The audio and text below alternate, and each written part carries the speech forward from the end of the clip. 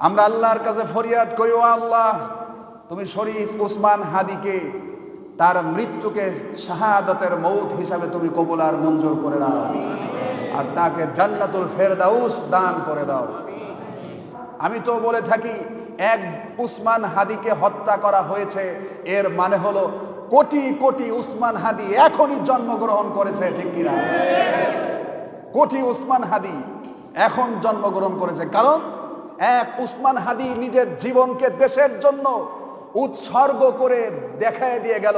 সুতরাং বাতিলদেরকে হুঁশিয়ার করে বলে দিতে চাই, বাতিল সম্প্রদায়, এক শরীফ উসমান হাদিকে নিয়েছ, বাংলার লক্ষ কোটি যুবক ঐক্যবদ্ধ হয়ে শরীফ উসমান হাদির খাতায় নাম লিখে দিয়েছে, ঠিক কিনা?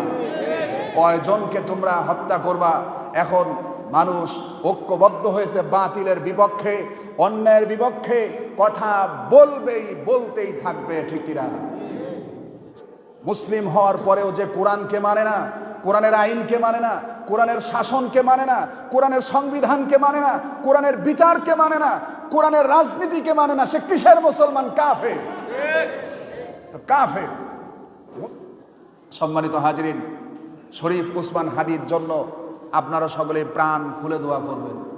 শরীফ উসমান হাদি এটা যুবকদের আইডল।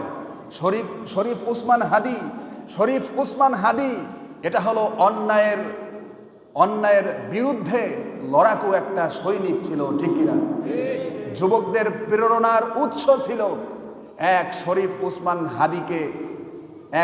উসমান হাদিকে হত্যা করায় কোনো লাভ হয় নাই ওদের, কারণ এক শরীফ উসমান হাদিকে হত্যা করার কারণে লক্ষ লক্ষ শরীফ উসমান হাদি অন্যায়ের বিপক্ষে জীবন দেওয়ার জন্য শপথ গ্রহণ করে রাজপথে দাঁড়িয়ে আছে, ঠিক কিনা?